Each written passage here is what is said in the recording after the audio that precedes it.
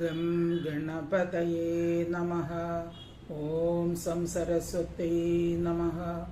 ഓം ഗും ഗുരുഭ്യോ നമഃ. എല്ലാ സുഹൃത്തുക്കൾക്കും എൻ്റെ വിനീതമായ നമസ്കാരം. ശ്രീമദ് ഭാഗവതം ദശമസ്കന്ധം 1-ാമത്തെ അധ്യായമാണ് നാം ചർച്ച ചെയ്തുകൊണ്ടിരിക്കുന്നത്. ദേവകിയുടെയും വസുദേവന്റെയും വിവാഹം കഴിഞ്ഞു. അവർ രഥത്തിൽ കയറി വരന്റെ ഗൃഹത്തിലേക്ക് പോയപ്പോൾ തേർ തെളിച്ചിരുന്നത് കംസനായിരുന്നു. കംസൻ വളരെ സന്തോഷത്തോടുകൂടി തേർ തെളിച്ചുകൊണ്ട് അങ്ങനെ പോകുമ്പോൾ ഒരു അശരീരി കേൾക്കുന്നു. എന്താണ് അശരീരി? അല്ലയോ മൂഢ, നീ ആരെ വഹിച്ചു കൊണ്ടുപോകുന്നുവോ അവളുടെ 8-ാമത്തെ പുത്രൻ നിന്നെ കൊല്ലും. ഇത് കേട്ട കംസൻ കോപം കൊണ്ട് തന്റെ വാൾ വലിച്ചൂരി ദേവകിയുടെ മുടി പിടിച്ച് അവളെ കൊല്ലാനായിട്ട് ഒരുങ്ങുന്നു. ഇത് കണ്ട് ദേവകി ഭയപ്പെട്ട് നിലവിളിച്ചു. വസുദേവ സാമ ഭേദങ്ങൾ ഉപയോഗിച്ച് കംസനെ ശാന്തനാക്കാൻ ശ്രമിക്കുന്നു. പക്ഷേ കംസൻ ശാന്തനായില്ല. അത് കഴിഞ്ഞ് അടുത്ത ഉപായം എടുത്തു, ദാനം. എന്താണ്? ദേവകി പ്രസവിക്കുന്ന എല്ലാ കുഞ്ഞുങ്ങളെയും കംസന് സമർപ്പിച്ചു കൊള്ളാം. അപ്പോൾ കംസൻ ഒന്ന് ശാന്തനായി. അപ്പൊ അതാണ് നമ്മൾ അതുവരെയാണ് കഴിഞ്ഞ ക്ലാസ്സിൽ പഠിച്ചത്. ഇനി ബാക്കി ഭാഗം നമുക്ക് നോക്കാം. ഓ നമോ ഭഗവതേ വാസുദേവായ. ശ്രീമദ്ഭാഗവതം ദശമസ്കന്ധഃ അഥ പ്രഥമോധ്യായഃ. ശ്ലോകം 55. ശ്രീശുക ഉവാച സ്വസുർവധാന്നിവവൃതേ കംസസ്തവാക്യസാരവീത് വസുദേവോപി തം പ്രീത പ്രശസ്യ പ്രാവിശദ്ഗൃഹം. പദച്ഛേദം. സ്വസുഹു വധാത് നിവവൃതേ കംസഃ തത് വാക്യസാരവിത് വസുദേവഃ അപി തം പ്രീതഃ പ്രശസ്യ പ്രാവിശത് ഗൃഹം. അന്വയാർത്ഥം നോക്കാം. തത് വാക്യസാരവിത്, അവന്റെ വാക്കിലുള്ള സാരത്തെ അറിയുന്നവനായ, അതായത് വസുദേവന്റെ വാക്കിലുള്ള സാരത്തെ അറിയുന്നവനായ, അതായത് വസുദേവ സത്യസന്ധനാണ്, പറയുന്ന വാക്ക് കൃത്യമായി പാലിക്കുന്നവനാണ്. അപ്പൊ അങ്ങനെ മാഹാത്മ്യമുള്ള വസുദേവനെ അറിയാവുന്നവനായ, അവന്റെ വാക്കിലുള്ള ആ സാരത്തെ, അല്ലെങ്കിൽ അവനിൽ വിശ്വാസമുള്ള ആ കംസൻ സ്വസു സഹോദരിയുടെ വധത്തിൽ നിന്ന് നിവർത്തിച്ചു, പിന്തിരിഞ്ഞു. അപ്പോ ആ സഹോദരിയെ കൊല്ലാൻ വേണ്ടി മുടിയൊക്കെ പിടിച്ചു വലിച്ചതാണ്. ആ മുടിയുടെ പിടിയൊക്കെ വിട്ടു. അപ്പോൾ വസുദേവന്റെ വാക്കിൽ വിശ്വാസമുള്ളതുകൊണ്ട് ആ കൊല്ലാനുള്ള ആ ഉദ്യമത്തെ നിവർത്തിച്ചു. വസുദേവഃ അപി, വസുദേവനും പ്രീതഃ, വസുദേവനും സന്തുഷ്ടനായിട്ട് തം, അവനെ കംസനെ പ്രശംസിച്ചിട്ട് ഗൃഹം, ഭവനത്തെ പ്രവേശിച്ചു. അപ്പൊ വസുദേവൻ പറഞ്ഞതില് യുക്തിയുണ്ട് എന്ന് കംസന് മനസ്സിലായി. കാരണം വസുദേവൻ പറഞ്ഞ വാക്ക് പാലിക്കുന്നവനാണ്, സത്യസന്ധനാണ്. അതുകൊണ്ട് എന്ത് ചെയ്തു? കംസൻ ആ സഹോദരിയുടെ ആ വധത്തിൽ നിന്ന് പിന്തിരിഞ്ഞു. അപ്പോ വസുദേവൻ വിചാരിച്ച കാര്യം സാധിച്ചതുകൊണ്ട് വസുദേവനും സന്തോഷമായി. വസുദേവൻ കംസനെ സ്തുതിച്ചുകൊണ്ട് തന്റെ ഗൃഹത്തിലേക്ക് പോയി. ശ്ലോകം ഒന്നുകൂടെ നോക്കാം. സ്വസുർവധാ നിവവൃതേ കംസത്തവാക്യസാരവിത് വസുദേവോപി തം പ്രീത പ്രശസ്യ പ്രാവിശത് ഗൃഹം. ശ്ലോകം 56. അധക്കാല ഉപാവൃത്തേ ദേവകീ സർവദേവതാ പുത്രാൻ പ്രസുഷുവേ ചാഷ്ടൗ കന്യാം ചൈവാനുവത്സരം. പദച്ഛേദം. അധ കാല, ഇവിടെ കാലേ നടക്കണം. കാലേ ഉപാവൃത്തേ ദേവകീ സർവദേവതാ പുത്രാൻ പ്രസുഷുവേ ച അഷ്ടൗ, ചാഷ്ടൗ ച അഷ്ടൗ കന്യാം ച ഏവ അനുവത്സരം. അന്വയാർത്ഥം. അധ അനന്തരം, കാല കാലേ കാലം ഉപാവൃത്തെ സമീപിച്ചപ്പോൾ, അങ്ങനെ കാലം കടന്നുപോയപ്പോൾ സർവദേവതാ സ്വരൂപിണിയായിരിക്കുന്ന ദേവകി അഷ്ടൗ പുത്രാൻ 8 പുത്രന്മാരെയും കന്യാംച ഒരു പുത്രിയെയും അനുവത്സരം കൊല്ലം തോറും പ്രസുഷുവേ പ്രസവിച്ചു. അങ്ങനെ കാലം കടന്നുപോയി. ഓരോ വർഷം കഴിയുമ്പോൾ പ്രസവകാലം അടുക്കുമ്പോൾ ആ ദേവകി പ്രസവിക്കും. അങ്ങനെ ഓരോ കൊല്ലത്തിൽ ഓരോ കുട്ടിയായിട്ട് 8 പുത്രന്മാരെയും ഒരു പുത്രിയെയും ദേവകി പ്രസവിച്ചു.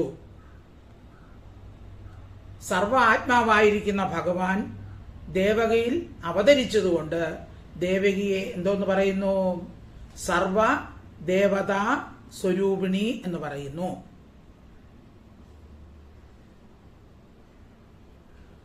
ഇനി പൂർവജന്മത്തിൽ ദേവകിയും വസുദേവരും അതിഥിയും കശ്യപനുമായിരുന്നു. ദേവകി അതിഥിയും വസുദേവർ കശ്യപനുമായിരുന്നു. അപ്പൊ അന്ന് അവർക്ക് ജനിച്ച പുത്രന്മാരാണ് ദ്വാദശാദിത്യന്മാർ. 12 ആദിത്യന്മാരാണ് അന്ന് അതിഥിക്ക് ജനിച്ചത്. ധാതാവ്, ആര്യമാവ്, മിത്രൻ, വരുണൻ, ഇന്ദ്രൻ, വിവസ്വാൻ, പൂഷാവ്, പർജന്യൻ, അംശു, ഭഗൻ, ത്വഷ്ടാവ്, വിഷ്ണു. ഇവരെ ദ്വാദശാദിത്യന്മാർ എന്ന് പറയുന്നു.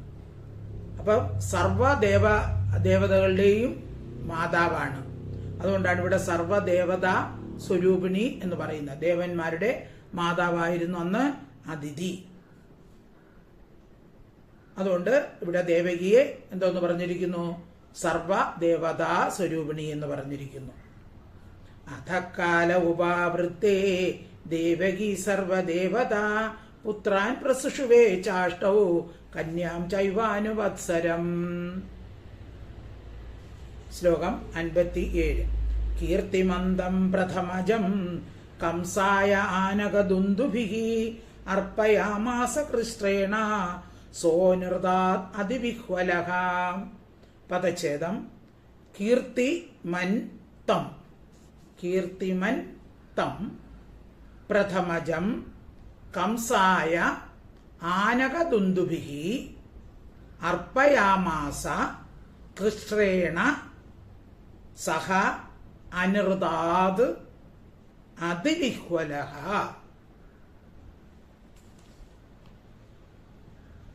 ഇനി അതിന്റെ അന്വയാർത്ഥം നോക്കാം. ആനകദുന്ദുഭി എന്ന് പറയുന്ന ആരാണ്?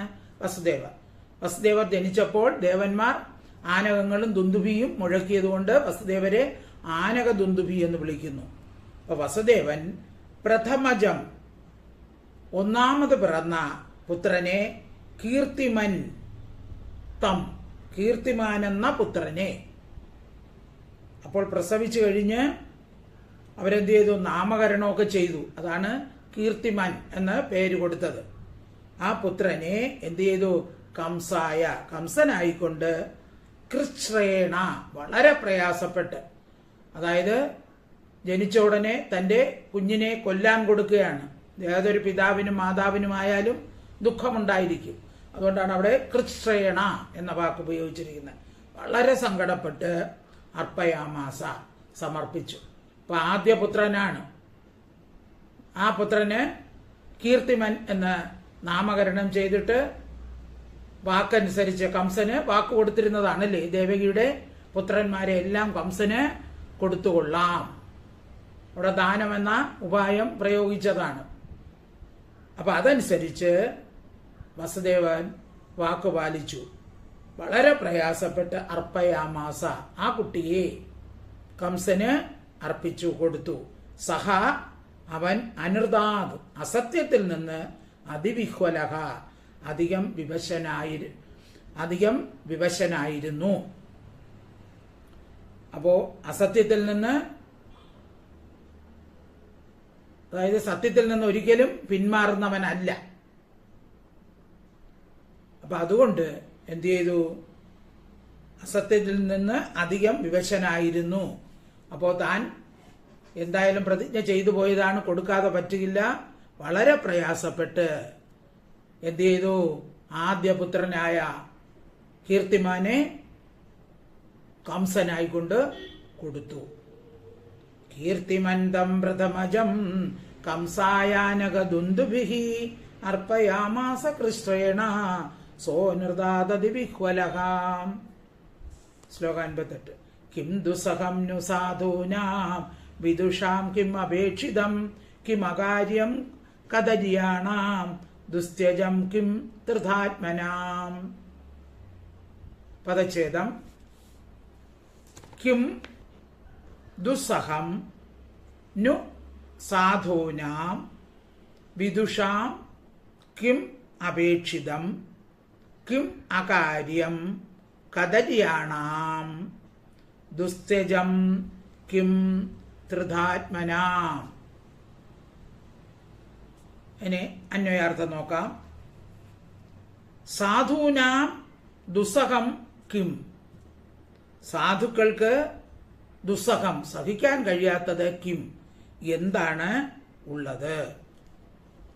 അതായത് ആദ്യത്തെ പുത്രനാണ്, അപ്പോൾ ആ പുത്രനെയാണ് കൊടുത്തിരിക്കുന്നത്. അപ്പൊ അതിന് അവിടെ സഹിച്ചേ പറ്റുള്ളൂ, അല്ലേ? കാരണം സത്യം ചെയ്തതാണ്, സത്യം തന്നെയാണ് വലുത്, അതിനേക്കാൾ മീതെ യാതൊന്നുമില്ല എന്നുറച്ചാണ് വളരെ പ്രയാസപ്പെട്ട് വസുദേവർ പുത്രനെ കംസനായി കൊണ്ട് കൊടുത്തത്. സത്യന്നാസ്തി പരോ ധർമ്മോ അസ്മത് കുലദൈവതം. ഇപ്പൊ സത്യത്തിൽ നിന്ന് അപരമായിട്ടൊരു ധർമ്മവും ഇല്ല എന്ന് ഉറച്ചു വിശ്വസിച്ചിരിക്കുന്ന സജ്ജനങ്ങൾ സത്യ ധർമ്മ പരിപാലനത്തിന് വേണ്ടി അവർ എന്തും അനുഷ്ഠിക്കും. അപ്പൊ ഇവിടെ വളരെ അധികം വേദന സഹിച്ചുകൊണ്ട് വസുദേവർ എന്ത് ചെയ്തു? ആ പുത്രനെ കംസന് കൊടുത്തു. അതാണ് ദുസ്സഹം നു സാധുന. കിം ദുസ്സഹം നു സാധൂനാം. സാധുക്കൾക്ക് സഹിക്കാൻ കഴിയാത്ത എന്തുണ്ട്? ഇത് സഹിച്ചേ പറ്റൂ. വിദുഷാം കിം അപേക്ഷിതം. വിദുഷാം, വിദ്വാൻമാർക്ക് അപേക്ഷിതം, അപേക്ഷിക്കത്തക്കത് കിം, എന്താണുള്ളത്? ഇപ്പൊ പുത്രനെ ലാളിക്കുന്ന സുഖം കുറെ കാലമെങ്കിലും അനുഭവിക്കണമെന്നുള്ള ആഗ്രഹം ഏത് മനുഷ്യർക്കും ഉണ്ടാകും. അതുപോലെ തന്നെ വസുദേവർക്കും ഉണ്ടായി. പക്ഷേ സത്യപരിപാലനം തന്നെയാണ് ഭഗവത് ഭക്തിയുടെ ലക്ഷണം എന്ന് മനസ്സിലാക്കിയ വസുദേവർ എന്ത് ചെയ്തു? ഭഗവാന്റെ തത്വം അറിഞ്ഞിരിക്കുന്ന വസുദേവർ വിദ്വാനാണ്. അതുകൊണ്ട് വിദ്വാൻമാർക്ക് ഭഗവത് പ്രീതിയേക്കാൾ മീതെ മറ്റൊന്നുമില്ല. ഭഗവത് തത്വം മനസ്സിലാക്കിയ വസുദേവർ എന്ത് ചെയ്തു? ആ കുട്ടിയെ കൊടുക്കുക തന്നെ ചെയ്തു. ആ വിദ്വാൻമാർക്ക് എല്ലാം സഹിക്കാൻ സാധിക്കും. ഇനി കദരിയാണ് ക്ഷുദ്രന്മാർക്ക് അകാര്യം, ചെയ്യാൻ പാടില്ലാത്തത് കിം, എന്താണുള്ളത്? ക്രൂരന്മാർക്ക്, കംസനെ പോലെയുള്ള ക്രൂരന്മാർക്ക് ചെയ്യാൻ പാടില്ലാത്ത എന്താണുള്ളത്? അവർ എന്ത് വേണമെങ്കിലും ചെയ്യും. കംസനാണ് കുട്ടിയെ കൊടുത്തിരിക്കുന്നത്, അല്ലേ? കംസൻ അതിനെ കൊല്ലുക തന്നെ ചെയ്യും. കാരണം ക്രൂരന്മാർക്ക് ചെയ്യാൻ പറ്റാത്തത് എന്താണുള്ളത്? ത്രിതാത്മനാം, ധരിക്കപ്പെട്ട ആത്മാവോടുകൂടിയവർക്ക് ദുസ്ത്യജം, ഉപേക്ഷിക്കാൻ കഴിയാത്തത് കിം എന്ത്. അതായത് ഭഗവാന്റെ തത്വം അറിഞ്ഞവർക്ക് ഉപേക്ഷിക്കാൻ കഴിയാത്ത എന്താണുള്ളത്? അതായത് ഒന്നിലും മമത, ഇതം ന മമ, ഒന്നും എന്റേതല്ല, എല്ലാം ഭഗവാന്റേതാണ്. ഭഗവാനിൽ തന്നെ മനസ്സുറപ്പിച്ചവന് എന്തും ത്യജിക്കാൻ ഉള്ള ശക്തി ഭഗവാൻ കൊടുക്കും. അപ്പൊ ഭഗവാന്റെ തത്വത്തെ അറിഞ്ഞിരിക്കുന്നവർക്ക് ഉപേക്ഷിക്കാൻ കഴിയാത്തത് ഒന്നും തന്നെ ഇല്ല. അപ്പൊ ദേവകിക്കും വസുദേവർക്കും വളരെയധികം പ്രയാസമുണ്ടെങ്കിലും ഈശ്വരന്റെ എന്താണോ ആജ്ഞ അതുപോലെ തന്നെ നടക്കും. ഈശ്വരൻ എന്ത് വിചാരിക്കുന്നുവോ അതുപോലെ തന്നെ നടക്കട്ടെ എന്ന് വിചാരിച്ച് അവർ കുഞ്ഞിനെ കംസനെ ഏൽപ്പിക്കുകയാണ് ചെയ്തത്. ശ്ലോകം 58 ഒന്നുകൂടെ വായിക്കാം. കിം ദുസ്സഹം നു സാധൂനാം വിദുഷാം കിം അപേക്ഷിതം കിം അകാര്യം കദര്യാണാം ദുസ്തജം കിം ത്രിധാത്മനാം. ശ്ലോകം 59. ദൃഷ്ട്വാ സമത്വം തത്ശൗരേ സത്യേ ചൈവ വ്യവസ്ഥിതിം കംസസ്തുഷ്ടമനാ രാജൻ പ്രഹസന്നിധം അബ്രവീൻ. പദച്ഛേദം. ദൃഷ്ട്വാ സമത്വം തത് ശൗരേഃ സത്യേ ച ഏവ വ്യവസ്ഥിതിം കംസഃ തുഷ്ടമനാ രാജൻ പ്രഹസൻ ഇദം അബ്രവീത്. അന്വയാർത്ഥം: ശൗരേ, ശൂരസേനന്റെ പുത്രൻ ശൗരി, ശൗരി, ശൗരേ വസുദേവന്റെ തത്സമത്വ, ആ സമഭാവനയും, അതായത് സുഖത്തിലും ദുഃഖത്തിലും ഒന്നുപോലത്തെ അവസ്ഥ, സമഭാവന. ഭഗവാൻ ഭഗവത്ഗീതയിൽ പറയുമല്ലോ, സുഖ ദുഃഖേ സമേ കൃത്വാ ലാഭാലാഭൗ ജയാജയൗ തതോ യുദ്ധായ യുജ്യസ്വ നൈവം പാപം അവാപ്സ്യസി. സുഖത്തിലും ദുഃഖത്തിലും, അതുപോലെ ലാഭത്തിലും നഷ്ടത്തിലും, ജയത്തിലും പരാജയത്തിലും സമമായിട്ട് സമഭാവന ഉണ്ടായിരിക്കണം. അങ്ങനെ ഉണ്ടായിരുന്നാൽ എന്ത് കാര്യം ചെയ്താലും പാപം അവനെ ബാധിക്കുകയില്ല. അപ്പൊ അവിടെ അതാണ് വസുദേവർ സമഭാവനയാണ്, സുഖത്തെയും ദുഃഖത്തെയും നിർവികാരനായി സഹിക്കുന്നത് സമഭാവനയുടെ ലക്ഷണമാണ്. അതുകൊണ്ടാണ് ഇവിടെ സമത്വം.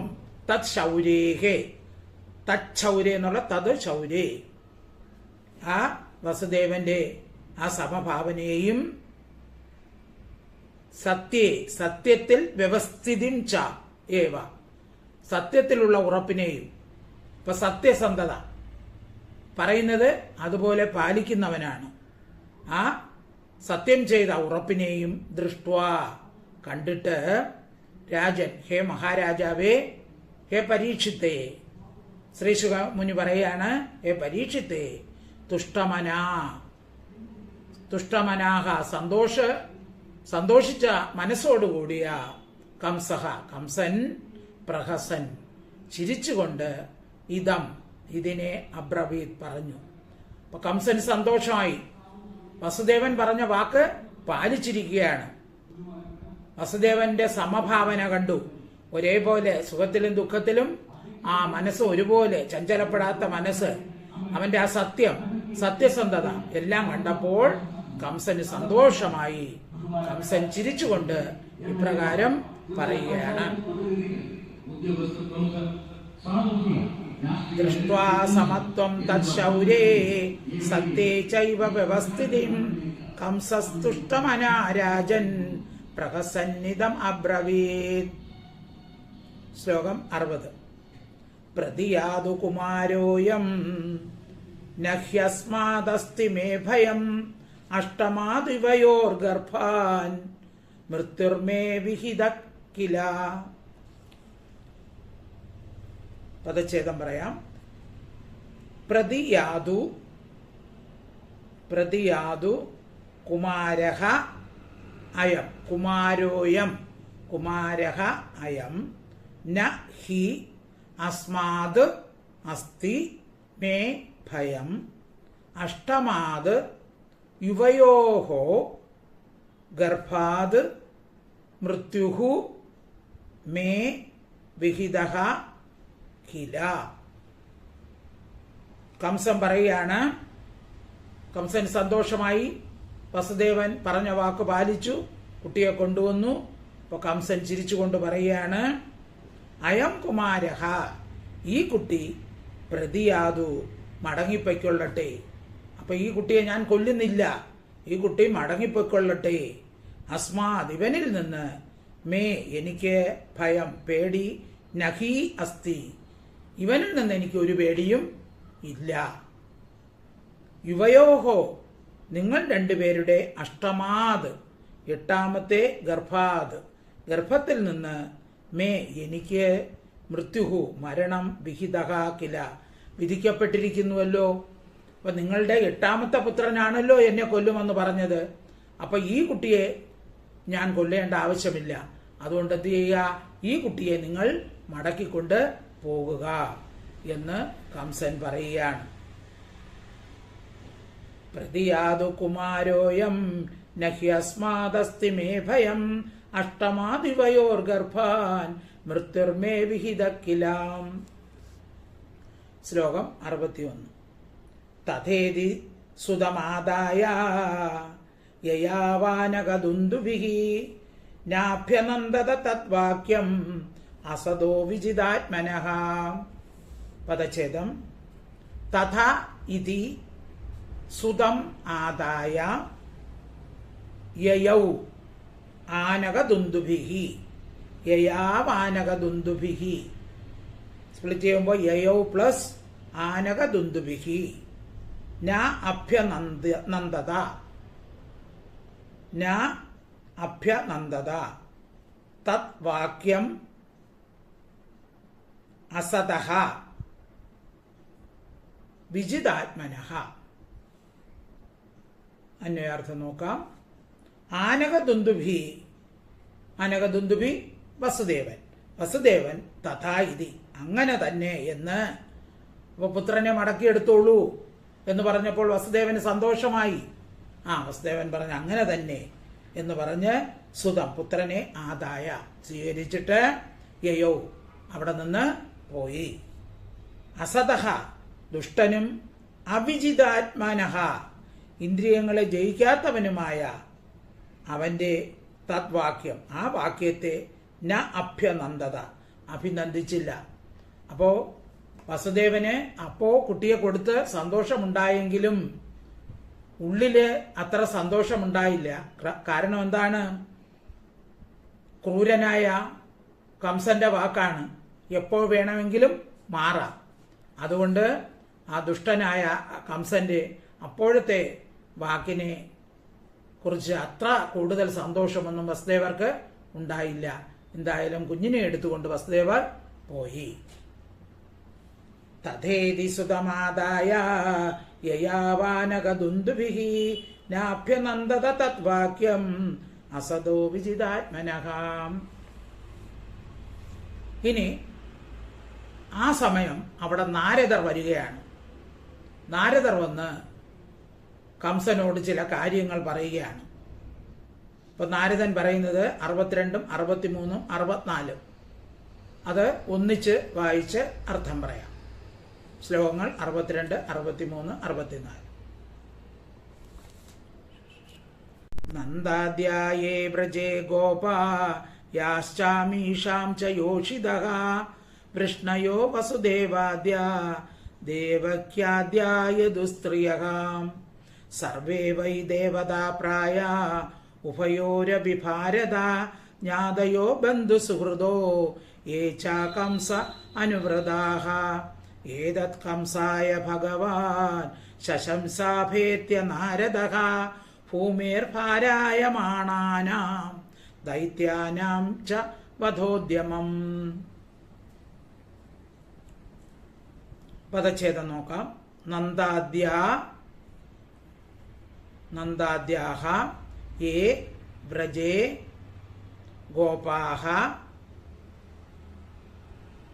യാ ച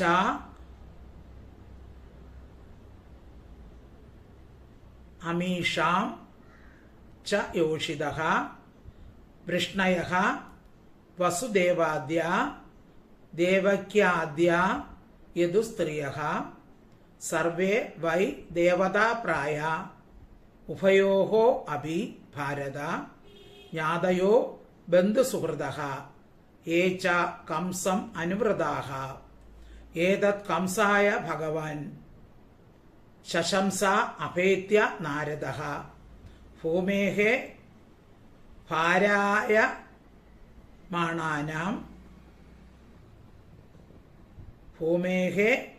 ഭാരായമാണാനാം ദൈത്യാനാം ച വധോദ്യമം.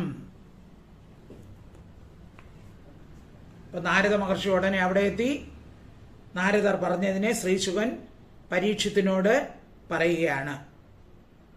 നന്ദാദ്യ ഏ വ്രജേ ഗോപ, വ്രജേ ഗോകുലത്തിൽ നന്ദാദ്യ നന്ദൻ തുടങ്ങിയ ഏ ഗോപാഹ ചില ഗോപന്മാർ അമീഷാം ഇവരുടെ യാ യോഷിതാച്ച അവരുടെ ഭാര്യമാരും സ്ത്രീകളും വസുദേവാദ്യ വസുദേവൻ മുതലായ വൃഷ്ണികളും ദേവക്യാദ്യ ദേവകി മുതലായ യദുസ്ത്രീകളും 62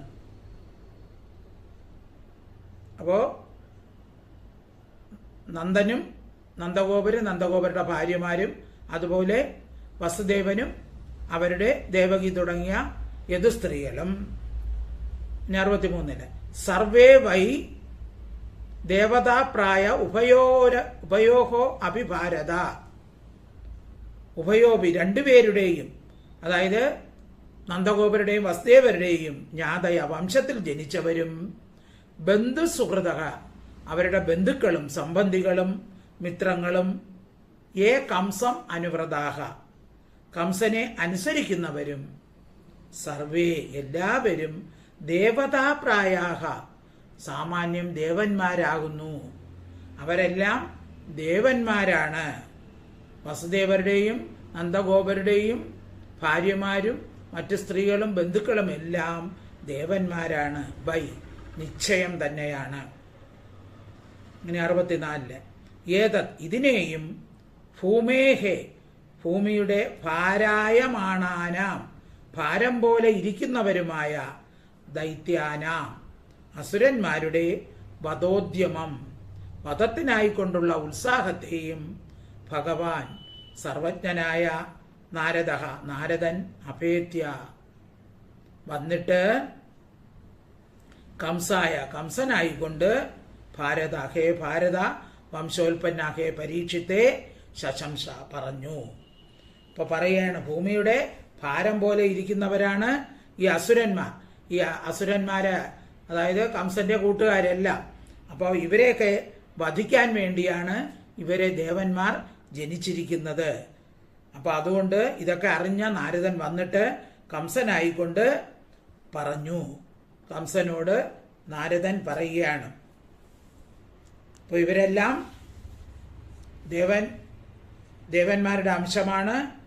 എന്നാൽ നിങ്ങളാണെങ്കിലോ അസുര സംഭവന്മാരാണ്, ചിലര് അസുരന്മാരാണ്. അപ്പോൾ ഭൂമിയിൽ ഭാരമായിരിക്കുന്ന അസുരന്മാരെ ഇല്ലാതാക്കാൻ വേണ്ടിയാണ് വധിക്കാനുള്ള ശ്രമം ആരംഭിച്ചിരിക്കുകയാണ് എന്ന് നീ ധരിക്കണം എന്ന് നാരദൻ കംസനോട് പറയുകയാണ്. അതുകൊണ്ട് എന്ത് ചെയ്യണം? നീ വേണ്ടത് ആലോചിച്ച് പ്രവർത്തിച്ചു കൊള്ളുക. അപ്പൊ നാരദൻ വിചാരിക്കുകയാണ് ഭഗവാന്റെ അവതാരം വേഗത്തിലായാൽ തന്നെ പോലുള്ള ഭക്തന്മാർക്ക് സന്തോഷമാണ്. അപ്പോ കംസൻ പെട്ടെന്ന് തന്നെ എന്തെങ്കിലും പ്രവർത്തിക്കട്ടെ, അതിനു വേണ്ടിയിട്ടാണ് നാരദൻ ഇങ്ങനെ പറഞ്ഞത്. നാരദന് എല്ലാ കാര്യങ്ങളും ഭൂതകാര്യങ്ങളും ഭവിഷ്യത്ത് കാര്യങ്ങളും എല്ലാം അറിയാനുള്ള കഴിവ് ഉണ്ട്. അതുകൊണ്ടാണ് ഭഗവാൻ എന്ന് നാരദനെ പറഞ്ഞിരിക്കുന്നത്. അതിന് ശ്ലോകം ഒന്നുകൂടെ വായിക്കാം. 62, 63, 64. നന്ദാദ്യായേ വ്രജേ ഗോപാ യാശ്ചാമീഷാം ച യോഷിതഃ വൃഷ്ണയോ വസുദേവാദ്യ ദേവക്യാദ്യ യദുസ്ത്രിയഃ സർവേ വൈ ദേവതാ പ്രായ ഉഭയോരപി ഭാരത ജ്ഞാതയോ ബന്ധുസുഹൃദോ യേ ച കംസമനുവൃതാഃ ഏതത് കംസായ ഭഗവാൻ ശശംസാഭേത്യ നാരദ ഭൂമേർഭാരായമാണാനാം ദൈത്യാനാം ച വധോദ്യമം. ശ്ലോകം 65. ഋഷേർവിനിർഗമേ കംസോ യദോന്മത്വാ സുരാനിധി ദേവക്യാ ഗർഭസംഭൂതം വിഷ്ണും ച സ്വവധം പ്രതി. പദച്ഛേദം.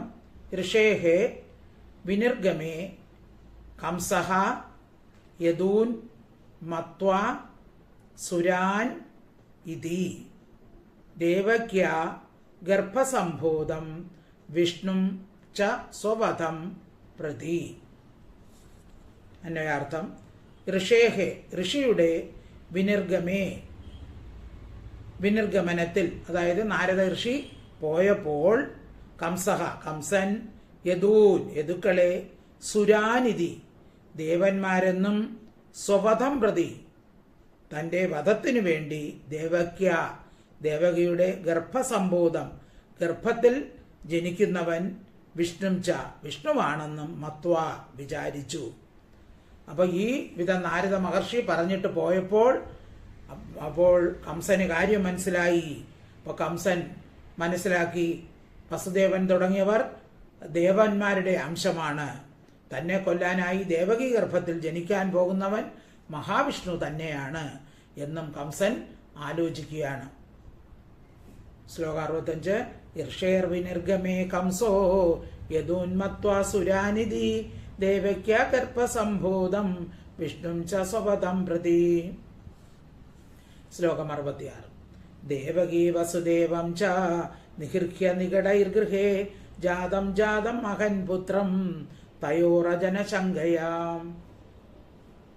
പദച്ഛേദം. ദേവകീം വസുദേവം ച നിഗൃഹ്യ നികടൈഹി ഗൃഹേ ജാതം ജാതം അഹൻ പുത്രം തയോഹോ അജന ശങ്കയ.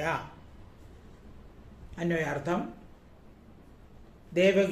ദേവകിയെയും വസുദേവം ച വസുദേവനെയും നികടൈഹി ചങ്ങല കൊണ്ട് ഗൃഹേ വീട്ടിൽ നിഗൃഹ്യ കെട്ടിയിട്ട് തയോഹോ അവർക്ക് ജാതം ജാതം ഉണ്ടാകുന്ന പുത്രനെ അജനശങ്കയ വിഷ്ണു എന്ന സംശയത്താൽ അഹൻ ഖനിച്ചു.